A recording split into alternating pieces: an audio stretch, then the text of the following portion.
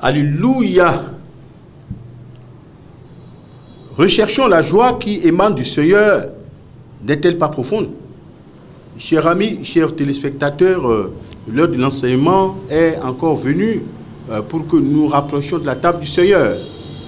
Oui, ben, nous savions que du temps du prophète Isaïe, il y a 900 années avant Jésus-Christ environ, il y avait un climat de désespoir total au sein du peuple de la Judée. L'état de joie de ce peuple était mitigé. Il y avait les hautes classes d'un côté, bon, les classes très pauvres de l'autre aussi. Et puis, il faudrait avouer que l'esprit de la véritable joie n'existait pas sur le dos et la tête de ce peuple-là.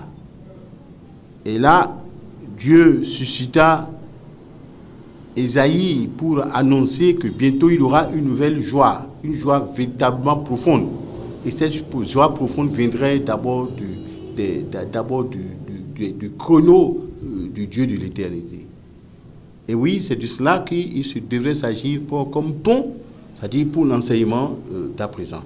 Et puis là, nous devions aller fouiller cette sagesse dans Isaïe chapitre 35, des versets 3 jusqu'à 10 d'une part.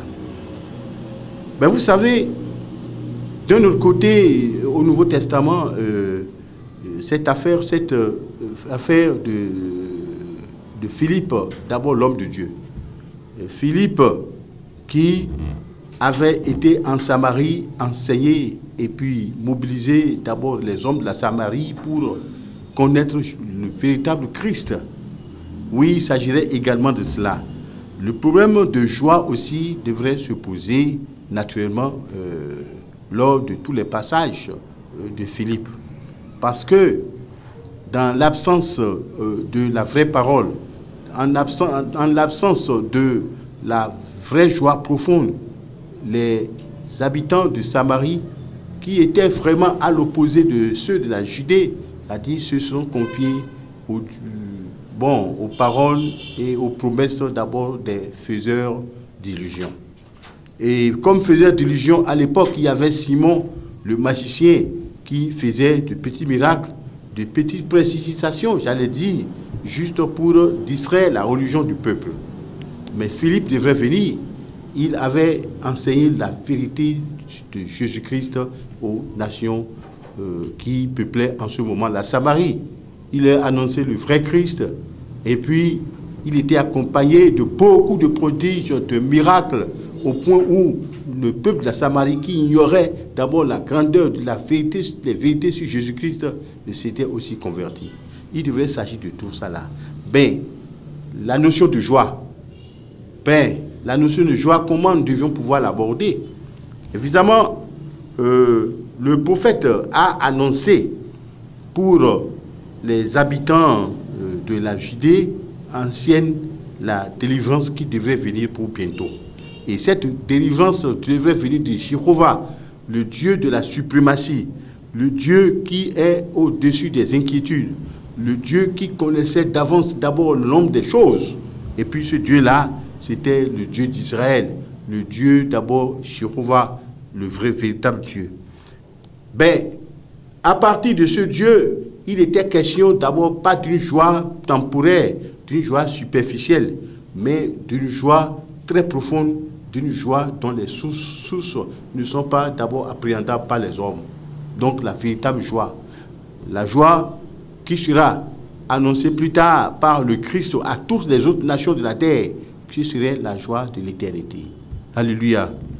Et oui, la Judée, comme autant que la Samarie, c'est-à-dire était dans le noir, était d'abord dans l'incertitude. La Judée et la Samarie étaient d'abord dans l'impasse. C'est-à-dire ces deux nations pensaient connaître d'abord une certaine joie, mais une certaine joie à travers des profondeurs fausses, des professeurs sans aucune issue. Et puis ces joies-là ne sont pas placées en Jéhovah, le Dieu de l'éternité. Voilà le véritable décor d'abord de notre enseignement.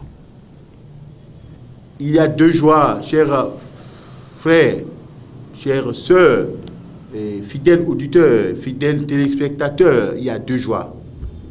La première joie, c'est la joie venue du Dieu de l'éternité, la joie divine. Mais cette joie-là n'était pas une joie d'abord faite d'abord de l'intellect des hommes, des trouvailles humaines. C'est une joie déjà partie d'abord de l'infini et qui irait aussi à l'infini. Dieu est le Dieu de l'éternité, le Dieu de l'infini. Alléluia. Comment voulez-vous que une quiétude qui soit venue de cet être qui est l'être suprême soit éphémère? Non. Ben, cher ami, ben, d'où cherchez-vous votre joie? Vos joies, est-ce qu'elles ne sont pas temporaires? Les joies que le monde connaît ne sont pas temporaires. Oui, j'avais dit que il y a deux sources de joie. Il y a les formules de joie divine, et puis qui sont issues de la cité divine.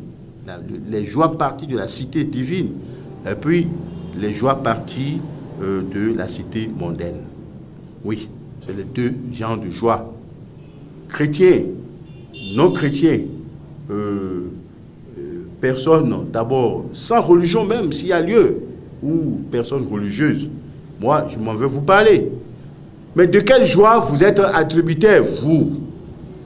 Êtes-vous attributaire de la joie de la cité d'abord divine ou de la cité mondaine? Ben, il faut toujours décrire. Écoutez, si nous sommes bons lecteurs de la Bible, Apocalypse a parlé souvent de certaines choses. Apocalypse dit que les 24 vieillards louaient, c'est-à-dire l'Éternel en disant Saint, Saint, Saint, Saint, Saint, et à n'en pas finir. N'est-ce pas? Ben, où est-ce que on parlerait de conflit lorsque, c'est-à-dire des êtres vivants, non humains, devraient être là à louer la grandeur de Dieu? Ben, les chérubins, les chérubins portaient le trône de Dieu et puis scandaient d'abord de la louange. Les chérubins racontaient, c'est-à-dire à n'en pas finir la gloire de Dieu. Et là, c'est-à-dire c'est quelques contours, c'est-à-dire quelques contours non identifiables, même pas à l'homme, de la joie de la cité divine. Ben, la joie du monde, vous le savez, puisque vous êtes du monde autant que moi. Cette joie-là, elle est conçue d'abord et organisée par l'homme. Mais l'homme est mortel, l'homme est finissable, mais l'Éternel n'est pas finissable. Voyez de l'autre côté la joie organisée d'abord à partir de la cité divine. Mais la cité mondaine doit organiser ses joies. C'est fait par exemple d'abord ces petites louanges, c'est-à-dire aux hommes qui vont bientôt mourir. Et voilà la réalité de la joie, c'est-à-dire de la cité mondaine. Oui, nous avions des chefs, nous avions des roturiers, nous avions des rois, nous avons des reines, nous avons des empereurs qui sont imbus de leur personne et qui font de la joie, de leur joie d'abord des joies éphémères. N'avez-vous pas vu certains dignitaires de la terre, ces dignitaires-là, c'est-à-dire ils étaient là dans des glorioles, ils étaient là dans des charmes du monde, dans des habits somptueux, dans des fêtes à n'en pas finir, mais au-dedans d'eux, ils sont dans l'obscurité d'abord à partir de leur cœur. Ils n'ont pas la joie de la cité divine. Oui, chers téléspectateurs, de quelle joie vous êtes en train de vous réjouir sur la terre, c'est-à-dire dans vos fêtes, dans vos festivals, dans vos cérémonies, dans vos cultes d'abord du monde. Oui, je vous exhorte à savoir que la joie qui vient de la cité du monde, c'est une joie inutile, une joie qui finirait d'abord en même temps que l'homme finisse. Mais vous avez connu Hérode dans sa grandeur. Mais vous avez connu même Salomon aussi dans sa grandeur. C'est-à-dire, il s'était sans pareil vis-à-vis de personne sur la terre. Mais Salomon se trouve où aujourd'hui? La joie des âges de Salomon sont terminées. Et d'ailleurs, il avait eu tellement aussi beaucoup d'ennuis comme beaucoup d'hommes sur la terre. La Bible est claire. Et la Bible est claire. Si nous prenons Psaume 16, verset 11, on dit bien que la véritable joie vient de Dieu et non du monde. Et allez lire, vous comprendrez. C'est-à-dire, au milieu du rire, à des moments donnés, le cœur peut être affligé. C'est-à-dire, la parole de Dieu dans Proverbes, chapitre 14, verset 13, c'est-à-dire, est claire là-dessus. C'est-à-dire que beaucoup de gens se disent être en joie, mais ils sont cousus de problèmes parce qu'ils n'ont pas Jésus-Christ. Beaucoup de gens se disent être en joie, organisent des festivités. Mais quand j'ai vu, c'est-à-dire, après, dans les périodes de l'après-décolonisation, c'est-à-dire beaucoup de chefs d'État de nos nations qui organisaient d'abord des festins, c'est-à-dire à n'en pas finir. Mais ils sont où? Ils sont où aujourd'hui dans la mesure où leur gloire était déjà finie, avant même leur fin? Ils ont eu des faits tragiques parce que, c'est-à-dire qu'ils ont foulé d'abord la grandeur de Dieu au Dieu de l'éternité. Et d'autres se disent, oui, nous sommes les empereurs, nous sommes les sauveurs du peuple. Mais quel homme peut sauver un autre? Et les amis, non. Les joies de ce monde sont des joies courtes. Mais la joie éternelle, les joies éternelles sont des joies qui ne viennent que de Dieu. Je vais vous proposer une comparaison. Mais celui qui est en Jésus-Christ n'a pas d'intrigue, il n'a aucun souci. Celui qui, d'abord, est en Jésus-Christ est un homme nouveau, un homme changé, un homme qui ne se préoccupe plus d'abord des vestiges de ce monde. Et puis, il est dans une joie que personne ne peut expliquer. Il n'y a que l'Esprit Saint qui puisse déterminer et indiquer que lui, il était en joie. Et puis, il n'a aucun problème vis-à-vis de personne. D'abord, celui qui est sous le joug du Christ, le joug d'amour du Christ, il connaît le monde autrement. Il est au-dessus du monde. D'abord, il ne réfléchit même pas à son lendemain, parce que ses yeux sont rivés déjà sur l'éternité. Alors, ceux qui sont les faiseurs de joie dans ce monde, c'est-à-dire ne connaissent rien de l'éternité. Et si nous ne connaissons rien de l'éternité, nos yeux ne verront que sur le lendemain, le petit lendemain, et c'est terminé. Chers amis et chers téléspectateurs, autant est-il dit que si nous devions apprécier la longueur des joies de ce monde, c'est-à-dire que la gloire des hommes, c'est une gloire très courte. Les joies de ce monde sont des joies très très courtes. C'est-à-dire le temps que l'homme doit passer sur la terre n'est qu'un temps suffisamment court. Mais les joies de l'éternité sont éternelles parce que, voyez-vous, beaucoup de rois, beaucoup de souverains sont passés sur la terre. Est-ce qu'ils existent encore? Est-ce que leur faste continue encore? Non. Donc de quelle joie vous voulez être tributaire, mes chers amis, mes chers frères, chers téléspectateurs? Les joies d'abord du monde des cieux ou de la terre. Jésus-Christ venu nous a dit, il est précis là-dessus, je suis le chemin, la vérité, la vie, nul ne vient au Père que par moi.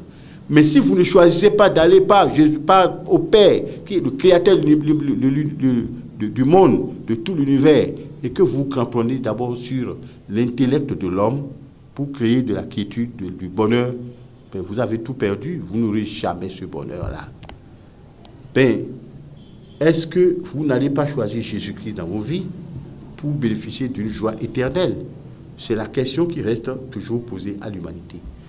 Mais Jésus-Christ, il n'est pas loin de toi. C'est-à-dire, les gens, ils se dépensent de toute leur puissance, de leur force, pour chercher d'abord le bonheur. Mais ils n'ont jamais ce bonheur parce qu'ils n'ont pas d'abord, ils n'ont pas cherché à taper à la vraie porte.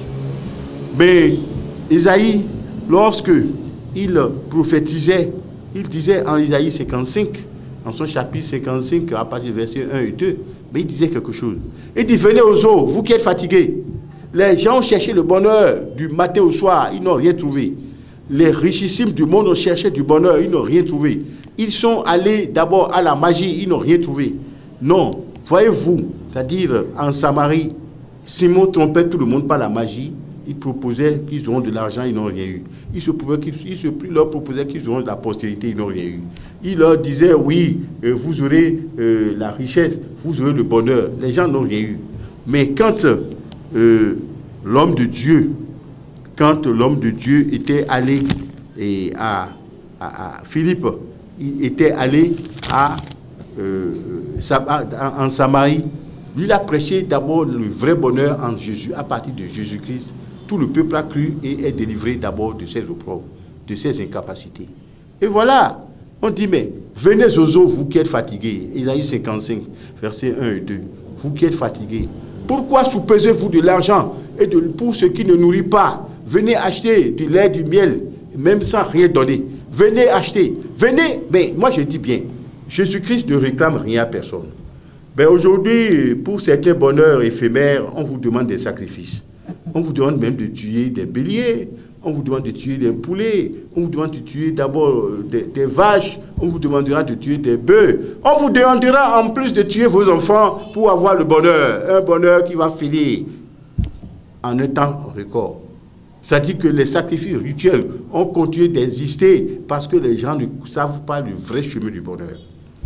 Les gens sont rentrés dans les sectes, c'est-à-dire pour avoir, par exemple, un bonheur pathétique, mais qu'ils n'ont jamais eu. Les gens sont allés dans des ordres mystiques, dans l'occultisme à outrance.